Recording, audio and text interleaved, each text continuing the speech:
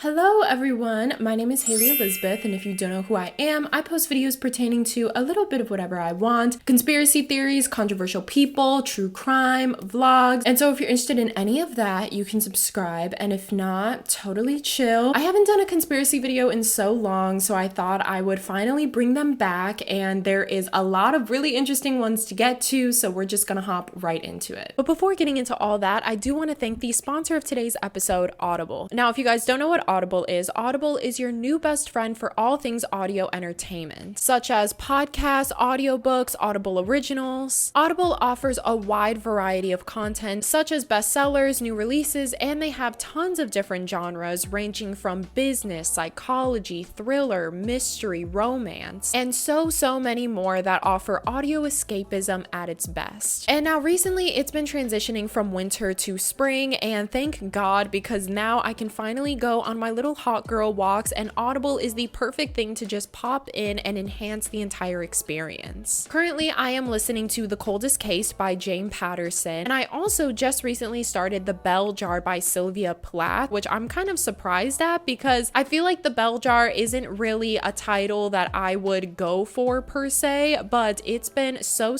good, and that's one of the things that I love about Audible. I love that with Audible, I can go out of my comfort zone and try different genres that I wouldn't typically go for, and overall just expand my horizons. And I can also even go back to the genres that I used to love. Like, I remember when I was younger, I used to love the Hunger Games series, and I recently just binge listened to the entire Hunger Games series on Audible. And Audible is actually giving every single one of its newest members a free trial to Audible by going to the link on screen, or clicking the link down below, or texting Hailey Elizabeth, all lowercase, to 500. Audible has a wide variety of content so that you never get bored, and they even have a suggestions page where they can suggest different titles to you that they feel like you would like based upon things that you recently listened to, so you don't have to be overwhelmed by all of the options. And once again, Audible is giving every single one of its newest members a free trial to Audible by going to the link on screen, or clicking the link down below, or texting Hailey Elizabeth, all lowercase, to 500. And once again, thank you so much to Audible for sponsoring today's video. Now back to your video. So grab a snack, relax, sit back, and we're just gonna do some makeup and talk about some conspiracies. So the first conspiracy theory we're gonna be talking about today is phrogging. So phrogging, by definition, is, quote, the act of secretly living in another person's home without their knowledge or permission. Now, a lot of people may think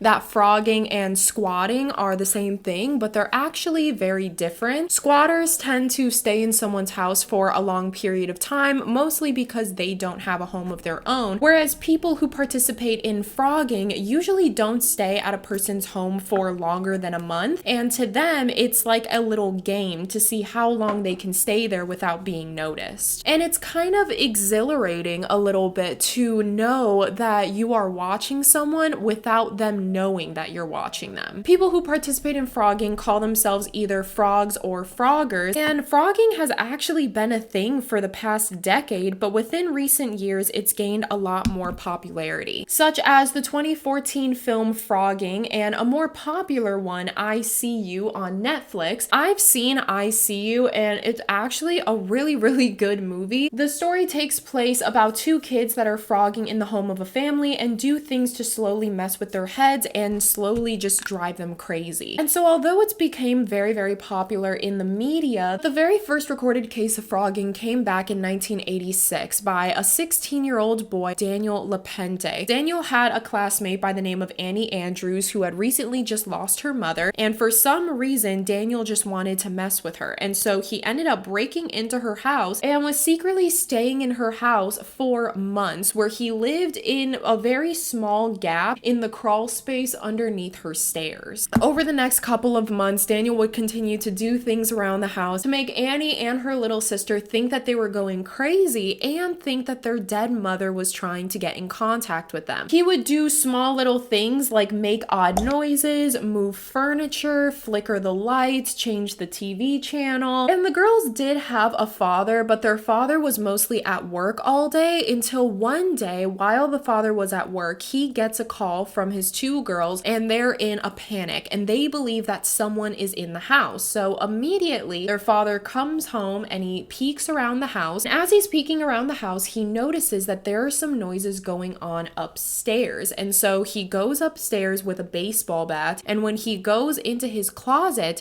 he finds 16-year-old Daniel standing in the closet staring at him while wearing a wig, his wife's clothing, and a hatchet in his hand. So when the father sees this, he immediately runs out of the house, takes his two girls, and calls the police. The police show up, and at first they couldn't find Daniel anywhere around the house, so they just assumed that maybe he had run away, until they started hearing noises coming from the crawl space underneath the stairs. And so when they opened it up, that's when they found Daniel and a whole bunch of clothes and food. And from the looks of it, it seemed like Daniel had been living in there for almost 2 months. And within his hiding spot, they would also discover small little peepholes, as if Daniel had been watching the family secretly while he was in his hiding space. Now, unfortunately, Daniel actually never went to jail for this. He was just released on bail, which was probably the worst idea in the world, because about a year later, Daniel had murdered an entire family where he got life in prison without possibility of parole. Another case of frogging comes from Japan back in 2008, when a man believed that someone was sneaking into his house and stealing food. So he decided to set up some security cameras, and while he was at work, he got a notification saying that there was movement detected in his kitchen. And so before going to the home himself to see what was going on,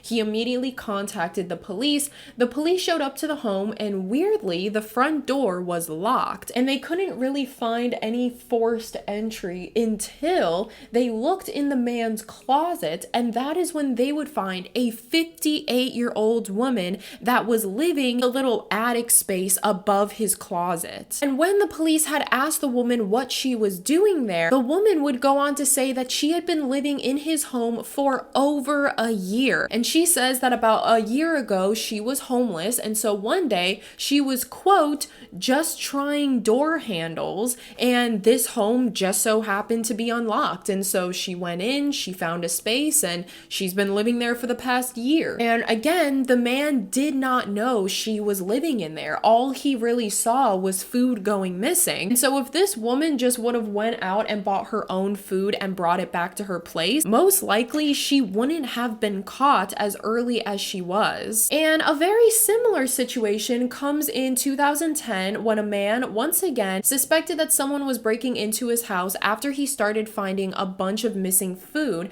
And so he decided to set up security cameras. He set up the cameras overnight, and the very next morning while he was at work, he decided to review the footage, and this is the footage that he saw.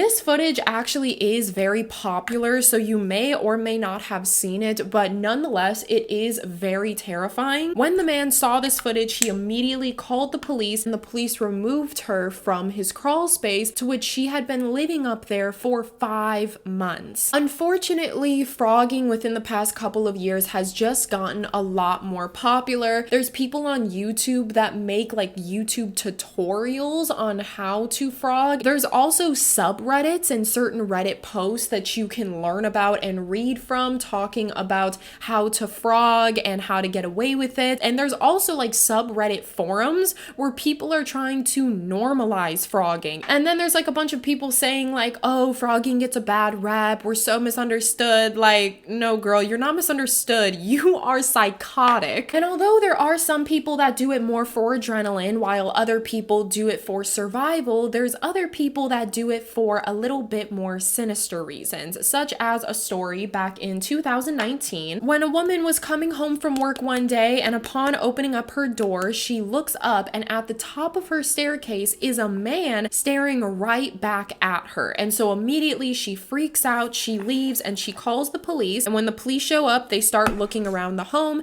and that's when they discover 18-year-old Castro in the attic. Apparently, 18-year-old Castro had been living in the attic for months, and then on top of that, he was in the middle of the night getting access into the woman's 14-year-old daughter's room. And over time, this 14-year-old and Castro had actually started to develop a relationship with one another, when there was one instance where the 14-year-old had actually run away with Castro at one point before being returned back to her home. After Castro was arrested, weirdly, Castro's family had even come out to defend Castro, in that he was in the right in staying in her home for months at a time, saying that he, quote, helped her with her emotional issues. That is not his job. He's an 18-year-old man. And so overall, frogging to me is so terrifying, because to people who frog, it truly is like a game to see how long you can stay in a house for before being caught. And it's so scary to think, because as I said, a lot of people who participate in frogging don't stay at their locations long. And so it makes you wonder, how many times has someone stayed in your house without you even realizing, but they already left? Like, it's scary to think, what if someone is literally in my house right now as we speak, and I just haven't found them yet because they're really good at what they do? You know, like sometimes in the middle of the night when you're walking down the hallway, or you're like walking around and you get that feeling like someone is watching you? Like, what if that feeling is just intuition and someone is actually watching you? It's honestly so scary to think about, but that is frogging. And so now that leads us to our next conspiracy theory, Bohemian Grove. Now, you may or may not have been seeing the topic of Bohemian Grove going all over the place as of recently, because specifically a very famous boxer by the name of Ryan Garcia has recently come forward about his experience at Bohemian Grove and exactly what he saw and what he was forced to do. Bohemian Grove is said to be a place where an elite all-male society made up of only the richest and highest of men come together to worship a big 40-foot tall owl. And they also will perform ceremonies and rituals to show their dedication to this owl. These ceremonies are performed 3 times a year, and one of the ceremonies Ryan Garcia claims to have participated in. He claims that when he was there, he was tied down and forced to watch young children being sexually assaulted while other people drank blood out of their rectums. Bohemian Grove is located in Southern California in a very small town, and the society itself actually dates back all the way to 1872. And at first, it was very innocent. It was basically just a group of elite men that came together, and it was at a place called the Grove. Now, this was just kind of a normal hangout sort of space, kind of like a country club where you could just hang out out with your guys, drink a couple beers, whatever. And they refer to themselves as the Bohemian Club. But over time, this Bohemian Club would transform into something that was once innocent to something that was a little bit more sinister. This invite-only retreat has had photos leaked in the past of participants in the Bohemian Club, people that you probably know, such as Warren Buffett, Richard Nixon, George Bush, Ronald Reagan, a lot of really famous and wealthy businessmen, as well as presidential candidates. Now, the reason why they like to keep their society very hush-hush, their explanation is because they are, quote, discussing the future of the community. And as I said, Bohemian Grove is located in a very small town, and so there has been people who went to the Bohemian Grove town and tried to interview its residents to see if its residents knew anything about what was going on in there. About the Bohemian Grove and maybe how we can find our way there and get in? No way. Okay. Do you know anybody that belongs or anything like that? No. But every time these residents were interviewed, they basically just said, you know, it's just a place where guys hang out. We don't really know what's going on, but we don't really ask questions. And a lot of people think why even the community isn't saying much about it is because every July, that little town gets a huge influx of cash. And they're thinking that possibly the reason why people are being so hush-hush about it is because they don't really want to bite the hand that feeds them, and they just rather remain nonchalant in exchange for their community getting all of the benefits that it has. Now, as I said, Bohemian Grove is comprised of a bunch of people who are in the highest of statuses, only men because there are no women allowed, and this is also an invite-only group. So how do you even become a member of the group? There is a $25,000 initiation fee that you have to pay even before being considered, as well as a 15-year waiting list. And so if you are not invited to the retreat, or if you are not a part of the society, most likely you are not going to get in. There was even a documentary done by Brad Meltzer's on the History Channel who attempted at going inside of Bohemian Grove, and immediately upon entry, he was turned away. And Brad says that as he was entering, he noticed that there was wires going up all of the trees, meaning this place is highly surveillanced. And he also goes on to say that within his work, he has attempted to break into the CIA, and he says that breaking into the CIA was so much easier than breaking into Bohemian Grove. So that right there tells you how highly secure this place is. And for what reason? What could possibly be going on in there that they need to keep quiet so badly? But as a lot of you know, people love to talk. So how is it that within all of these years that Bohemian Grove has been a thing, how in the world has everyone in that group been able to keep this secret for that long? Now, as I said, Bohemian Grove throws 3 ceremonies every single year. And at these ceremonies, they do have invite only. So that means if you are a member, you are allowed to invite people to come with. Of course, only men allowed. And usually a lot of these people that are invited are people of high regard, people with lots of money, or even famous celebrities. Now, there is actually one particular ceremony that women and minors are allowed to join, but all women and minors must leave by 9 p.m. because that is when they conduct their very first ceremony called Cremation of Care, where the members of the group will sit around and worship this 40-foot owl while the voice of Walter Cronkite comes out of the owl and starts talking to everyone. That's when all of its members will come out in red robes as a way to worship this 40-foot owl, and then on top of that,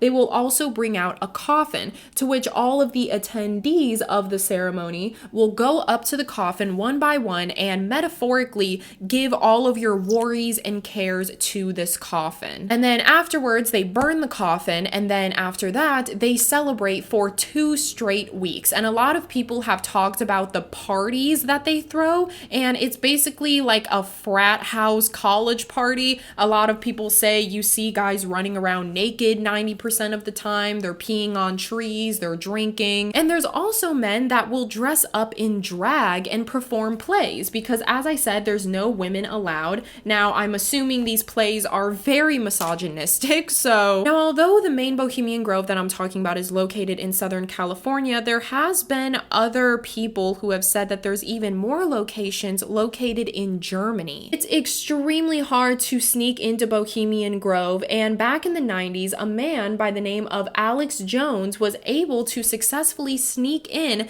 by staying overnight in one of the nearby swamps, and then when he saw a bus coming by full of members, he snuck onto the bus to pretend as if he was just a new recruit. All that day, he was able to mingle with the group without being detected, and then later on that night is when he experienced the cremation of care ceremony. Alex Jones explains this moment saying that at the beginning of the ceremony, they did have to give all of their worries and cares to this coffin, and then shortly after everyone did that, about 1,000 men would come out in front of the owl, and they were all dressed in red robes while a black horse-drawn carriage went up to the stage. That is when a couple of men in red robes would pull out what looked to be a child-size human figure, and they picked up this child-size human figure and laid it inside of the coffin and lit it on fire. And all while they did that, the voice inside of the owl kept on repeating, quote,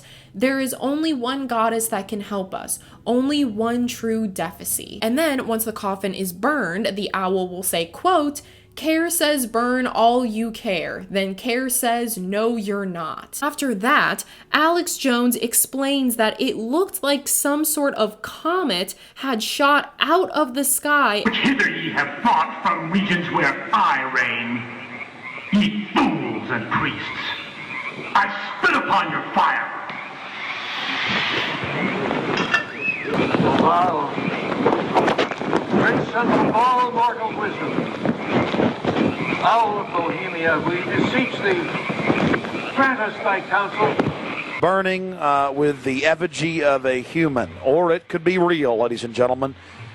There's been a lot of strange going-ons in that area of Northern California, but this is what the establishment is into right here in America, the cremation of care.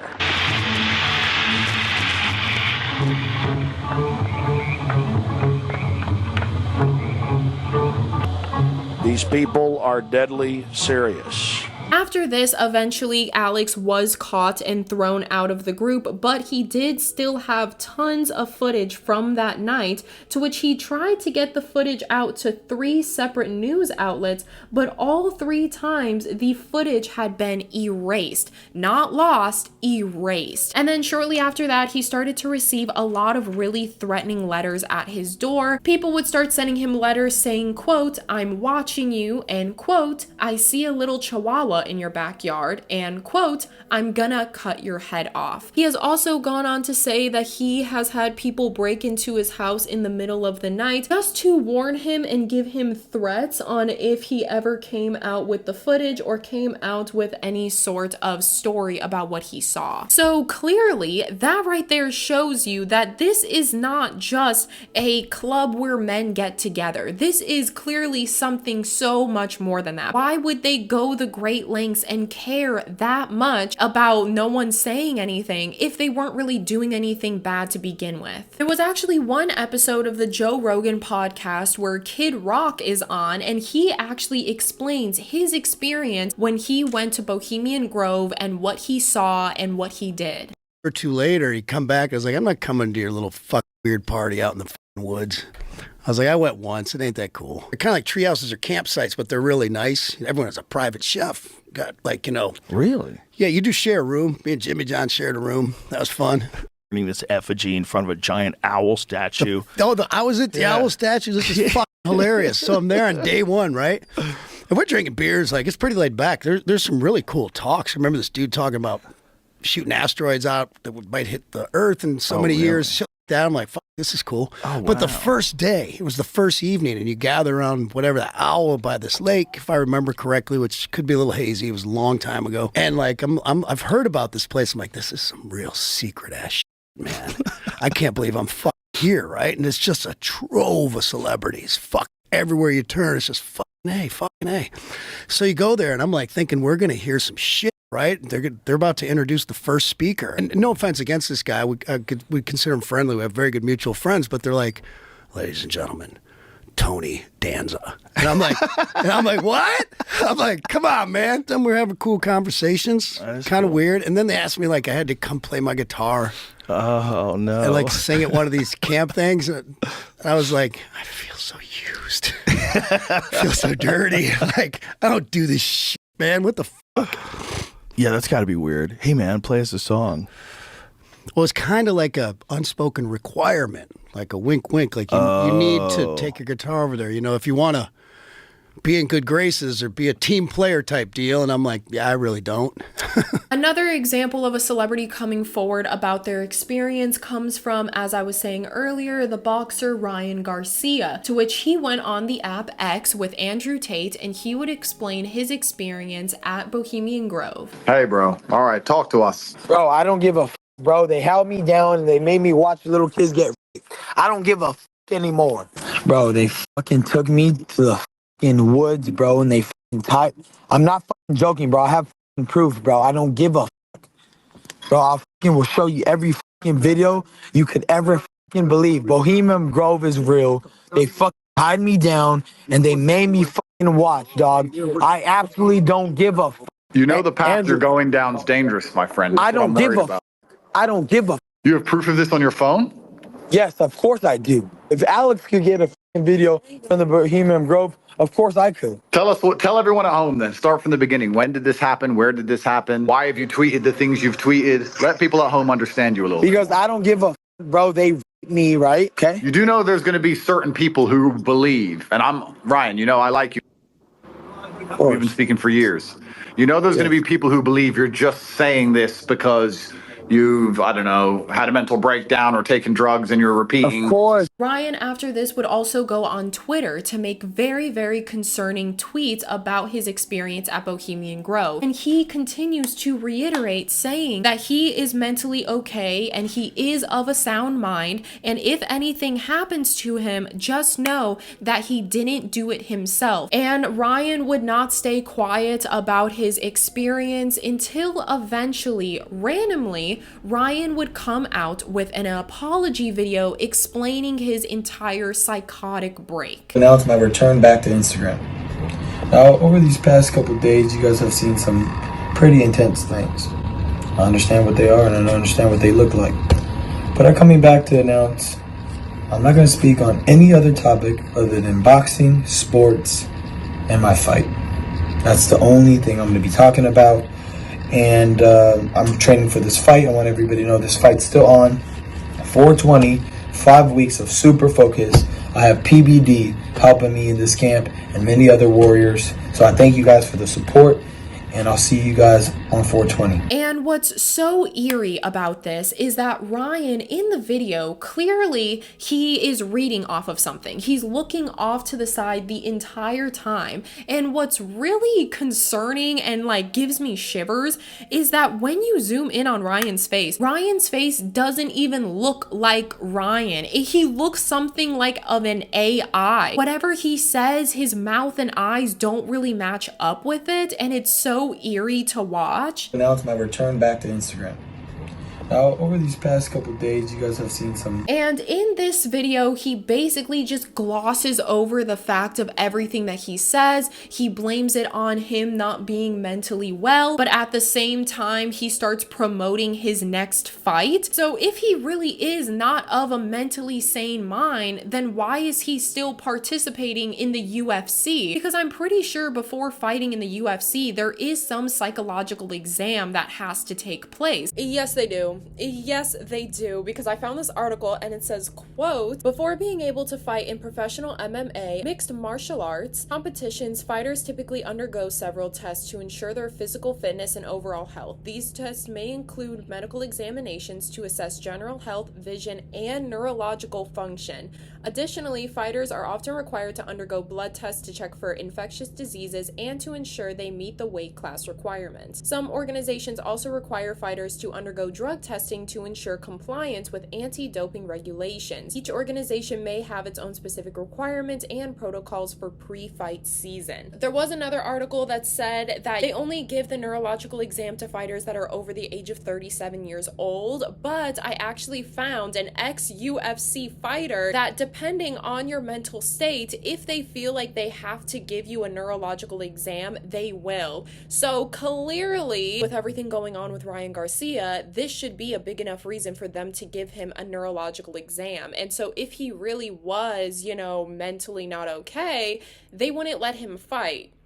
But they are. Now, there's a lot of things you could say, a lot of comments to be made, but let's just continue the video. And so if he truly is having a psychotic break, it would not be safe for him to continue fighting. So the only explanation would be that he wasn't insane to begin with, and he was just forced to make this video. And another really insane and scary factor to all of this is that, as you see in the video, as he's talking, he is wearing a crown of thorns. This actually dates back to the Bible, actually. When Jesus was crucified on the cross, he was given a crown of thorns to wear as a method of humiliation, as for people to mock him and make fun of him. And in this video, Ryan is wearing a crown of thorns. If Ryan was genuinely apologizing and really was going through something mentally, why would he be wearing a crown of thorns? Clearly, someone is filming him. And so if someone truly did care about his well-being, why did they let him wear that crown of thorns? What is the point of even wearing that crown? If he was genuinely sorry, he would just approach the camera like his usual self. But no, someone is recording him and he's being forced to wear this as a way of humiliating himself because he tried to come out about his story, but now he has to say that he was wrong the entire time and he was just going through something. And so this is the Bohemian Club's way of humiliating Ryan, because now he's taking back everything that he said and he's making himself look crazy even though he's not. Now, after this video was released, it got people talking because clearly this is not an okay video, and it actually inspired a couple of other celebrities, including American Idol winner John Levy, to come forward about his experience at Bohemian Grove. He would go on to say that everything that Ryan was saying was correct, and he had been invited a couple years ago. There's also been TikToks and videos released of people actually visiting the Bohemian Grove place. So I just shine my light in here, and all the lights just turned on. What the fuck? Yeah, here's where you see all the pictures online, and that's the owl statue. Dude, I'm actually here. This is insane. Bohemian Grove. I made it. I actually made it.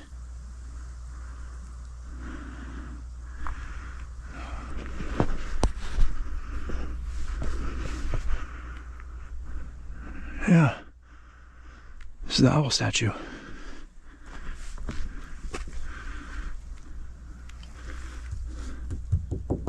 Oh, that's hollow.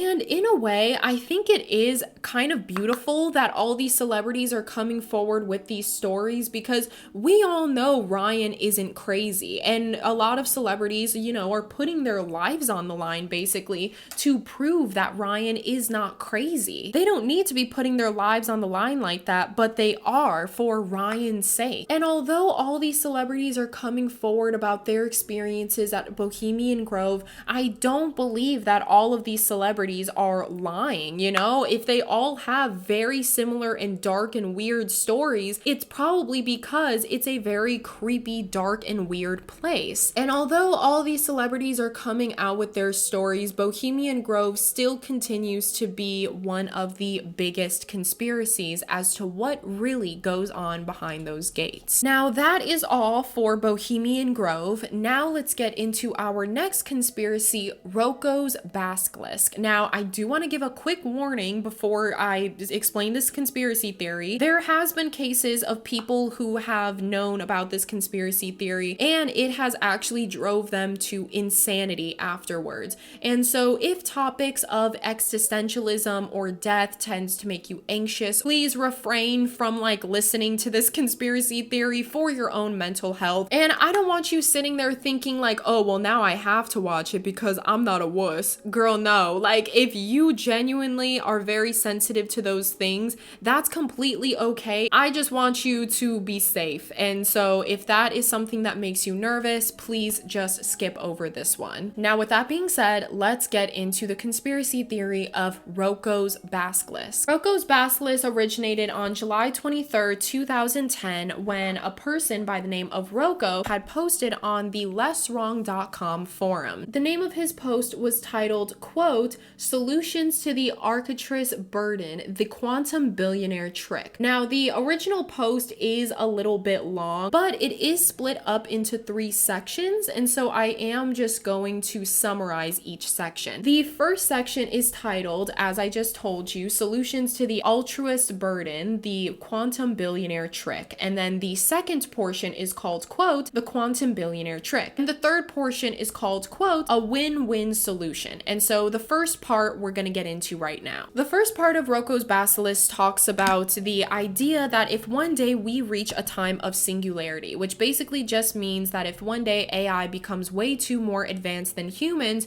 to which there's really no point for human life because AI has taken over. It basically proposes the idea that if one day we elevate technology so much until we reach a point of no return because the damage has already unfortunately been done. And when that point does come, the conspiracy is that there will be AI already put in place that could use a program to look at the history of every single human being and be able to determine which human being was responsible for the AI's creation. And so if you were not a part of the creation of AI, they will do a number of things to you, such as either kill you or hook you up on a life support computer and put you in a perpetual state of a living hell, essentially. And since AI at this point is smarter than humans, they would be able to simply just look at you and know every single thing about you. And so they would be able to see if you were responsible in the AI's creation, and if not,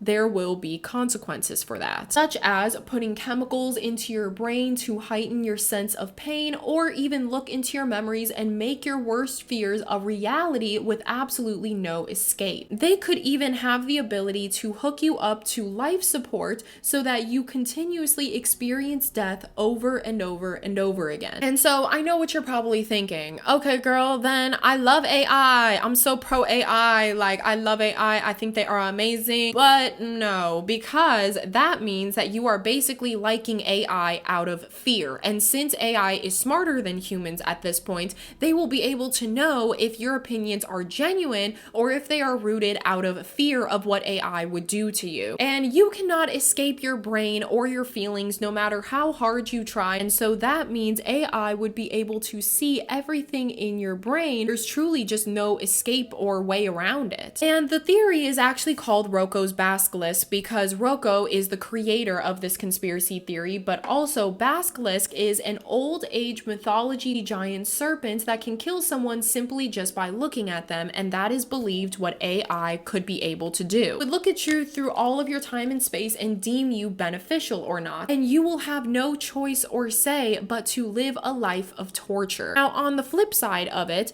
if you were never aware of AI, then you are technically saved, because how really could you be penalized for something that you didn't even know existed? But that is why I put the warning in the beginning, because even me telling you this right now, you are aware of AI because I'm telling you about it. And so actively, you right now not doing anything to help AI could be enough to deem you guilty and give you the consequences of not helping AI when you had the opportunity to. And so I know what you also may be thinking. I don't know how to help AI. How could I even help AI if I don't know the first thing about computers or robots? But that is actually where the second part of Roko's post comes from, the quantum billionaire trick. And so the theory goes that obviously not everyone has $1 billion, but you definitely probably have at least $100. So if you were to take that $100 and go and gamble it, you have the opportunity to gain more and more money. Now, obviously that's not how gambling works. There's a 50-50 chance if you will make profit from it or not. But if you had still some sort of money to contribute to AI, then that could be proven as negligence. And so I know what you guys are thinking. Okay, well, in order to prevent all of that from happening, then again, we just won't create anything that could get it to that point. But just because you personally wouldn't create anything to get it to that point